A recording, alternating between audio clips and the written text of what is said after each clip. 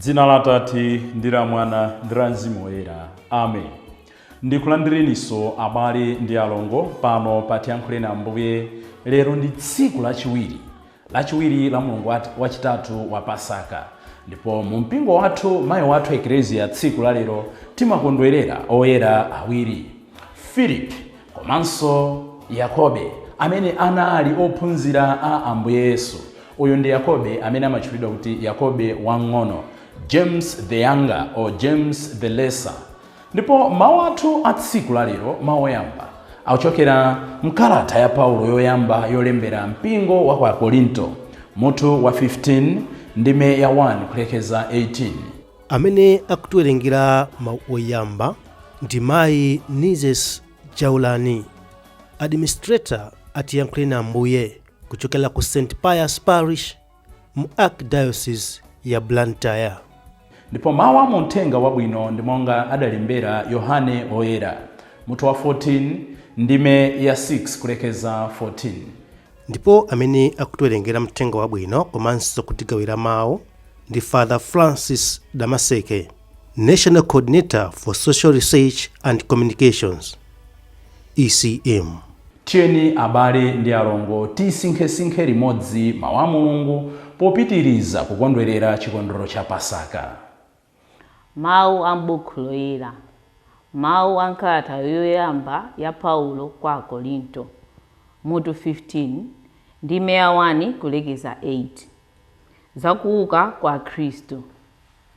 Abale, ndifuna kukukumbutsani uthenga wabwino umene ndidakulalikirani. Mudawulandira ndipo mudakhazikitsapo chikhulupiriro chanu molimba. Mulungu azakupulumutsani ndi uthenga wabwinowu, ngati musunga bwino mawu ake monga ndidakulalikirani. Popanda kutero, bwezi mutangokhulupirira pachabe.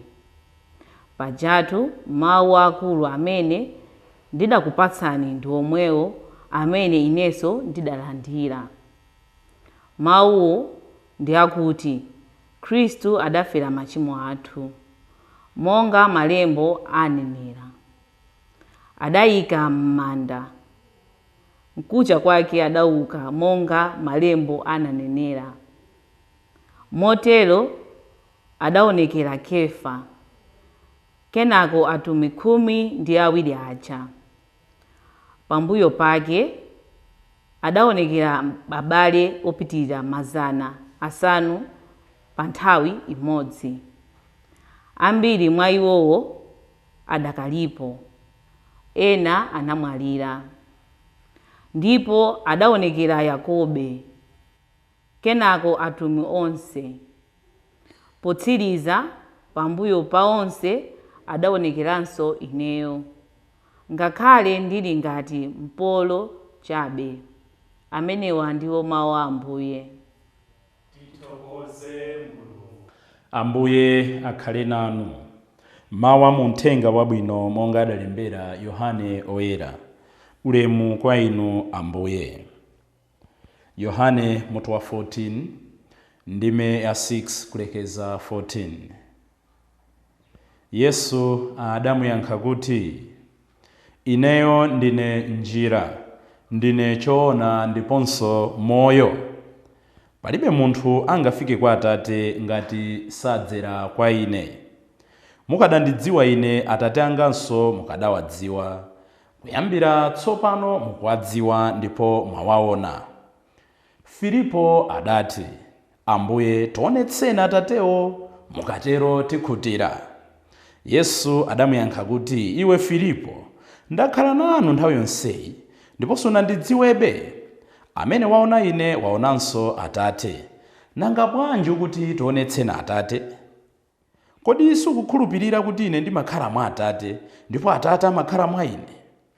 Mawu amene ndimakuwuzani sachokera kwa ine ndekhayi, koma Atate amene amakhala mwa ine ndiwo amagwira ntchito yawo.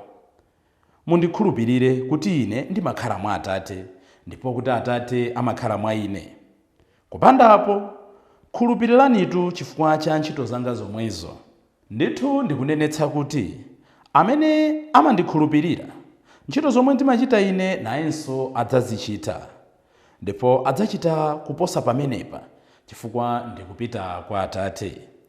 Chilichonse chomwe mungapemphe potchula dzina langa ndidzachita, kuti Atate alemekezedwe mwa Mwana. Ngati mudzandipempha kanthu potchula dzina langa, zidzachitikadi. Mthenga wa Ambuye. Ulemu kwa inu Ambuye Yesu Khristu. Monga ndanenera abale ndi alongo poyamba, akatikumene anzanga ndi ena onse akufuna kwabwino, ngakhala amene tisala Khristu akatolika, kunena kuti lero mu mpingo wathu akatolika tikuchita chaka cha oyera awiri amene ndi mizati ya mpingo, Philip komanso Yakobe, ameneyo amatchulidwa kuti James the younger or the less, kuti tisiyanitse ndi Ayakobe ena aja. Panali Yakobe mwana wa Zebedeyo, koma uyu ndi Yakobe mwana wa Alifeyo. Ndipo lero pamene tikuchita chaka chimenechi, pamakhala maphunzitso ambiri amene oyera a Mulungu amatipatsa ife kuti tisinkhe-sinkhe. Choyambirira chimene nthawi zonse tikakumana ndi chaka cha oyera timapeza ndichonena kuti kukhala okhulupirira, kukhala mu mpingo, kukhala munthu amene ukumva mawu a Mulungu tsiku ndi tsiku, zikutanthauza zinthu ziwiri zofunikira. Choyambirira pa Chingerezi amanena kuti it's a gift at the same time a task. Ndi mphatso komanso ndi udindo. Choncho Yakobe komanso Filipo akutipatsa phunziro limenelo kunena kuti kukhala mkhristu ndi udindo komanso ndi mphatso. Mphatso chifukwa chachani? Sitimachita kusankha kuti ndifuna ndikhale mkhristu, sitimachita kusankha kuti ndikhale wansembe, sitimachita kusankha kuti ndikhale nesi, sitimachita kusankha kuti ndifuna ndikwatirane ndi awo. Ayi, ena mwina atha kumatsutsa pamenepa kuti mesa munthu amapanga chisankho kunena kuti ndifuna ndidzakhale nesi, ndifuna ndidzakhale wa polisi, ndifuna ndidzakhale wansembe. Chabwino titha kutero, koma believe you me, tikayang'ana ndi maso auzimu mukaona kuti china chilichonse chimene tili mmoyo uno palibe amene anganene kuti adachita kupanga chisankho mwa yekha. Ndi Mulungu amene amakhala kutigwiritsa ntchito. Unfortunately sitimazindikira. Ndi anthu angati adafuna kukhala ansembe sadakhale, ndi anthu angati amafuna kukhala anesi, ndi anthu angati amafuna kukhala aame, ndi anthu angati amafuna kukhala aphunzitsi. So kukhala Khristu likewise is a gift. Filipo ndi Yakobe sanachite kusankha kuti afuna akhale ophunzira Ambuye Yesu. Tikawerenga mthenga wabwino wa Yohane mutu wa 1 ndi 43, timamva Ambuye Yesu adamuwuza Filipo kuti follow me, iwe unditsate. N'chifukwa chake pena amanena kuti sindinu mudandisankhula, ndine ndidasankhula inu. Ifeyo kwathu nkuvomera. Chachiwiri, kukhala mkhristu monga analili Filipo komanso Yakobe ndekuti ndi udindo. Iwo aja anatumidwa kuti akalalike mthenga wabwino. They were sent to preach, they were commissioned kuti akalalikire mthenga wabwino. Chimodzimodzi ino ndine, we are blessed to bless others. Timadalitsika kuti tikadalitse ena. So china chilichonse chimene tili nacho is meant for others. We are commissioned for others to benefit. Tikuphunzira chani mmoyo wa Yakobe ndi Filipo. Tikayang'ana awiriwa Filipo ndi Yakobe, choyambirira nchoti atamva kuti Mulungu akuwayitana sanachedwe. Mwachitsanzo, Philip atawuzidwa kuti follow me, sanachedwe ndi kumafunsa mafunso, ndikutsateni kuti tizikatani, tikapanga chani, tikapindulapo chani. 2 words, follow me. 2 words, follow me. Inunso inenso Ambuye Yesu amatiyitana, amatikodola, amatiyankhula kuti tizimutsata. Tizimutsata kudzera mu mpingo wake, kudzera mu mabungwe yake, kudzera mu usembe wanga, kudzera mu uphunzitsi wanu. Kuti tikawuyang'ana moyo wathu tsiku lalero tinganene kuti ndife anthu amene tikuntsatira Ambuye Yesu. Anasiya zonse ndi kumatsatira Ambuye Yesu. Tili nato takatundu timene aliyense akudziwa takatundu take timene amanyamula. Tinatooneka, tinatosaoneka. Today, just like these 2 apostles, we are invited to leave everything behind. It's a gradual process. Koma ndizotheka kuti tizintsatira Ambuye. Chachitatu akutikumbutsa kuti Mulungu amatembenuza, amasintha zinthu zooneka zonyozeka kuti dzina lake ndi ulemerero wake ubwere poyera. Mwachitsanzo, tikawerenga mthenga wabwino wa Mateyo mutu wa 11 ndi 21, timamva Ambuye Yesu pamene amatemberera midzi yosiyanasiyana. Woe to you Chorazin, woe to you Capernaum. komanso anadzanena kuti woe to you Betsaida, tsoka kwa iwe Betsaida. Usenze kuti kunali anthu owukira, kunali anthu azibwana, kunali anthu achipwirikiti, anthu okana kumvera Mulungu. Koma tsiku la lero tikumva kuti Ambuye Yesu kuchokera ku Betsaida konko anayitana Filipo kuti azimtsatira. Titha kukhala kuti takula m'mudzi wopanda mbiri, ena ife timachokera tikatchula kwathu anthu amaseka. Ngotchula kuti amachokera kuti ayi kukasungu wake kuti kwa Njombe, anthu kumaseka. Mulungu kudzera ku zinthu zimene zimaoneka zonyozekapo amatha kuzitembenuza kuti zigwire ntchito yake, kuti dzina lake lionekere poyera. So tisamaweruzane, tisamadererane, ndipo tisamadziderere. Ena amadziderera, aife sitingakwanitse izi, ife mawu athu atingayimbe kwaya, aife mmene tili mu sukulu sidapite nayo patsogolo tingakhala acheya mphakati, aife tingatumikire bwanji, ayi ine ndine wamanyazi. Ayi, Mulungu amatembenuza zofoka zathuzo kuti dzina lake lionekere, kuti lioneke kuti akugwira zinthuzo ndiyeyo. So kuchokera ku Betsaida tikupeza ophunzira Filipo. China chimene akutiphunzitsa makamaka Filipoyo nchonena kuti pamene takumana naye Ambuye Yesu, nthawi zonse tizikankhira ena kuti nawonso akumane ndi Ambuye Yesu. Mukumbukira monga ndanenera kuti tikawerenga mthenga wa Yohane mutu wa 1 ndime 43, 44 mpaka 46. Atamuuza Filipo kuti follow me, anathamanga kukauza Nathaniel, Bartolomeo, tampeza Mesiya.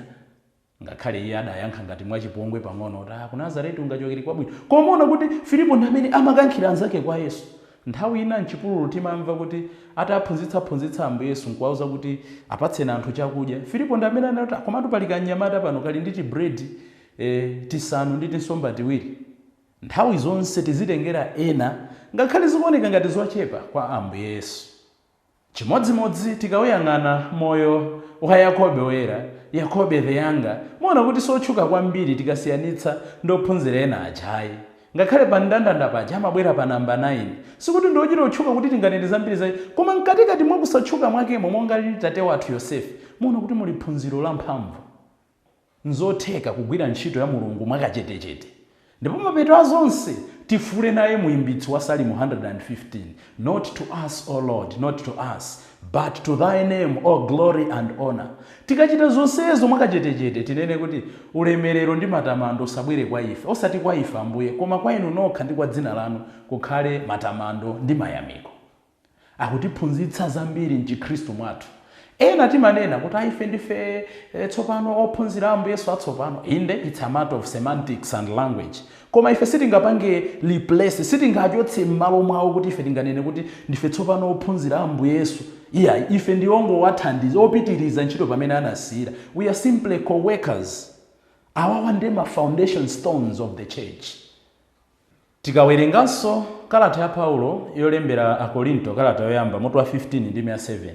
Timamva kuti ataonekera kwa ena adakonekeranso kwa Yakobe. Kusonyeza kuti mkudekha mwathumo timakumana ndi Mulungu. Atiphunzitse kuchita zinthu chachikulu tikusaka Ambuye. Potsirizira chimene mizati yathu ikutiphunzitsa potengeranso mthenga wabwino umene tawerenga tsiku la lero. Tikuona kuti Filipo ngakhale amaona zinthu chimene sakumvetsa amatha kufunsa. Mmene Ambuye Yesu amanena kuti ine ndine njira, moyo komanso choona, ndi upita kwa Atate ndi ukakukonzerani malo. Filipo akuona kuti zimene akufotokoza zipena pakene sindikumvetsa. Mosapeneka kokha si Filipo yekha amene samamvetsa ayi. Ena anango ikhaya tinene kuti ife ndiokonda antopolo ofusafusa. Ne Filipo nene kuti ndetionetseni tu Atatewo. Ndakhala nanu nthawi yonseyi, ungamanene kuti tionetseni Atate. Iyo ndi nkhani inadzakambirana tsiku lina. Koma on a positive note, tikuona kuti zimene Yesu akumvetsa Filipo amafuna clarifications. Tilipo ambiri tili mu mpingo chifukwa cha mantha, manyazi, komanso mwina tioneka ombwambwana sitimatha kufunsa. Machitika zambiri mpingo wathu every day pali zambiri zimene titha kumaphunzira, koma ambiri sitimadziwa. Nchifukwa chani ansembe pano akuvala white pa misa, nchifukwa chani nthawi ina amavala pepo, chifukwa chani timatsa nyale, nchifukwa chani misa ya Pasaka ya usiku imambira panja, imamba mu mdima, nchifukwa chani nanga timatsa moto ndithu wankhuni. Zonse zija zikusowekera munthu amene ali ndi chidwi, avule udindo wake, avule status yake, avule kutchuka kwake, avule kuoneka ngati ozindikira ndi cholinga kuti adziwe zambiri. pamene tikuchita chaka chimenechi, Ambuye atithandize kutsanzira mapazi awo makamaka pofuna kuphatana ndi Yesu Khristu, kuti tikatero tikayimbe osana komanso moyo wathu ukakhale watanthauzo tsopano ndi pa nthawi zosatha. Dzina la Atate ndi la Mwana ndi la Mzimu Woyera. Amen. Hallelujah.